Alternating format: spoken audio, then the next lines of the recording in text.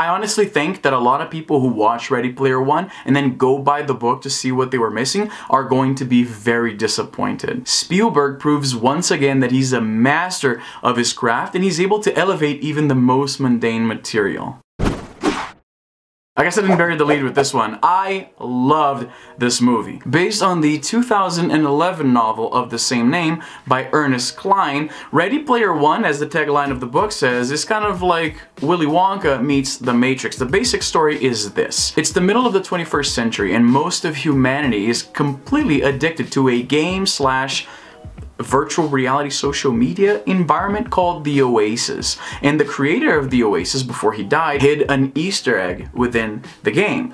And there are 3 keys that you need to find in order to unlock the Easter egg. Whoever does that will inherit both control of the Oasis and its creator's fortune. So that's basically the premise of the book, and that's about as much as Steven Spielberg used for the movie, which is a massive step in the right direction. The problem with Ready Player One is kind of the same reason why it's popular. You probably know that there's a lot of pop cultural references sprinkled around every page of this book, and the reason for that is that the whole idea is that James Halliday, the guy who created the Oasis, was a huge 80s nerd, and he wanted to give control of the company to somebody who also appreciated the 80s. So there's a lot of pop cultural references, and the clues to finding the Easter egg have to do with movies and games and music of that same period. That's both one of the reasons for the book's popularity and the reason why it's derided in some circles, and I personally think it's a little too much, it's a little too on the nose, and some of the passages with all the references read like a Wikipedia page where the author was just riffing off all of the things from the 80s that he remembers. It really comes across as sometimes as like a clumsier Big Bang Theory script. You know how in Big Bang Theory, they don't so much make a joke as much as they just mention like a game or a series or something nerdy, and people just start laughing for just by the sheer mention of that thing, like it's a Pavlovian response. Somebody says a thing they like, and then they just start clapping and laughing. Sheldon? What are you doing? Playing Super Mario on a poorly coded Nintendo 64 emulator.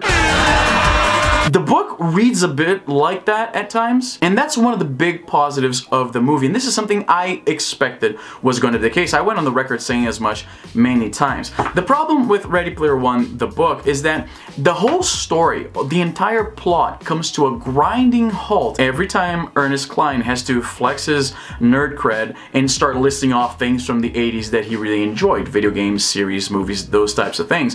It's really, like I said, it really comes to a halt. Like the whole narrative structure of the book has to stop. The plot development, the characters, how they relate to one another, has to stop for the author to list off a whole bunch of things from the 80s.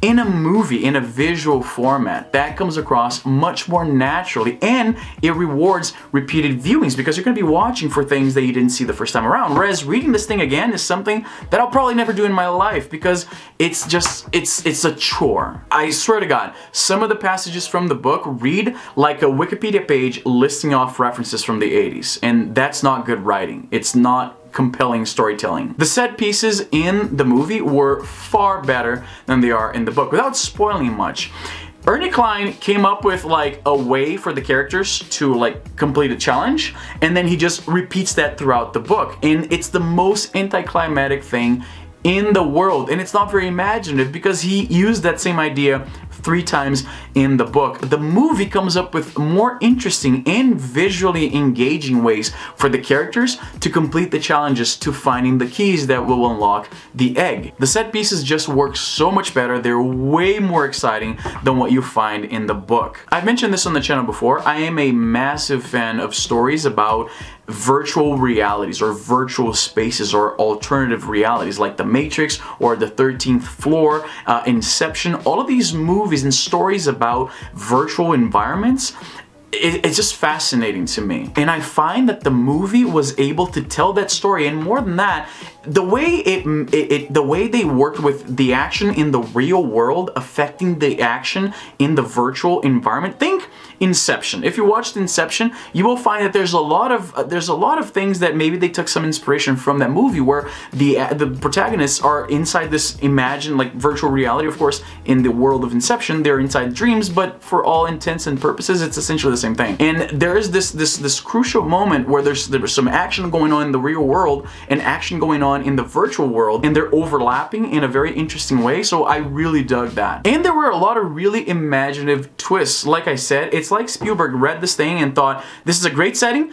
everything else about it is garbage, let me just tell this story my way. It's one of the rare instances where the movie ends up being way better than the book. This is a movie I'm going to watch again in theaters. It's a movie I will want to buy so I can watch it and try to catch some more references and things like that. The movie is just flat out fun. I know that there are some people who are not going to like it for a lot of the same reasons why they don't like the book, but it's simply the movie works in a lot of ways that the book doesn't. And the main reason, like I said in the beginning, is because those constant 80s nerd references bog down the story when you're reading them.